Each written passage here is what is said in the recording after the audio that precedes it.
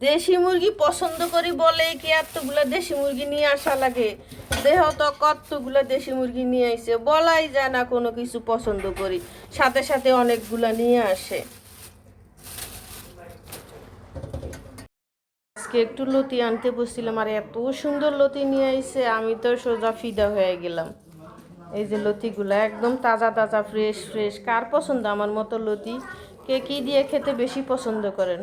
আমি তো শুটকি দিয়ে রান্না করতে বেশি পছন্দ করি।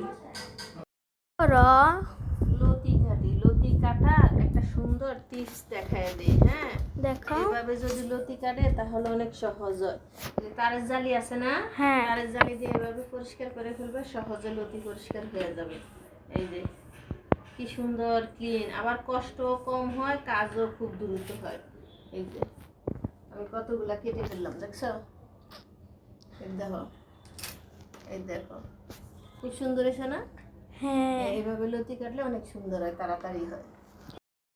আসসালামু আলাইকুম। কেউ বলে টাটকিনি, কেউ বলে বাটা মাছ। আসলে এটা কি মাছ?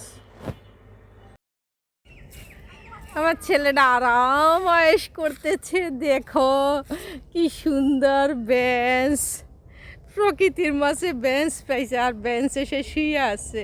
ও ভালো লাগতেছে বাবা? তোমার মন খারাপ? ক্লান্ত? ও আচ্ছা, তাই? খুব সুন্দর না? এখানে ভালো লাগে বাবা? অনেক সুন্দর লাগতেছে না ফুলগুলো, আবার বাতাস তো হালকা হালকা, ভাল লাগে। ছোট ফাঁকির বাসা না? ফাঁকির বাসা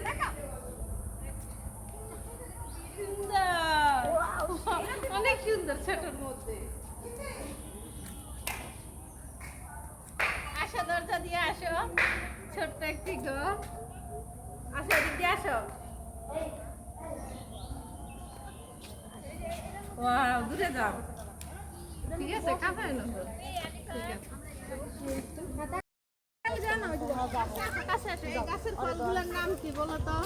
আমি তো নাম জানি না, যদি কেউ জানো বলে যায় কমেন্টে। এই যে খুব সুন্দর সুন্দর ফল, এই যে অনেকগুলো ফল, এদিকে এদিকে দেখো, এদিকে দেখো।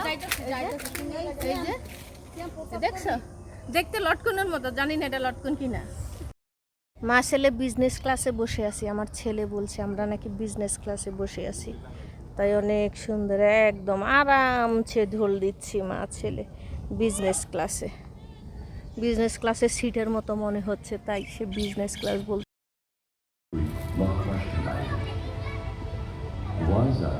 কত দূর পর্যন্ত যাবে?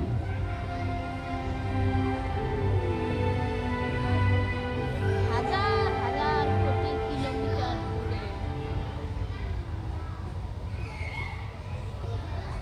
দূরে। তো শোনা ভালো লাগবে বাবু, বেশি বেলুনের মধ্যে মারবে।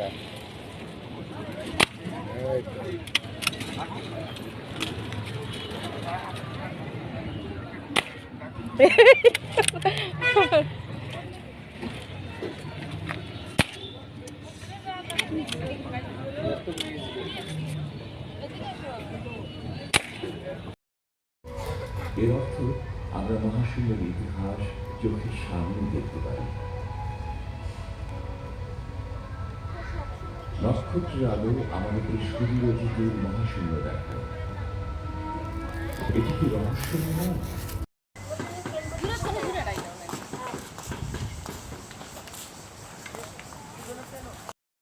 যাচ্ছি সত্যের পথে, পথটা শেষ হচ্ছে না,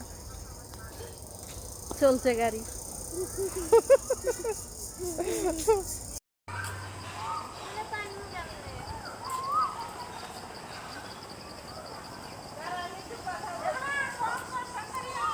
যেই পথে মন্তব্য আর সেই পথে গন্তব্য, বুঝছো? সেই অবস্থানের বেশি কাছে 1969 সালে অ্যাপোলো 11 সফলভাবে চাঁদে অবতরণ করে। এবারই প্রথম পৃথিবীর বাইরে মানুষ গ্রহের বুকে পা রাখে।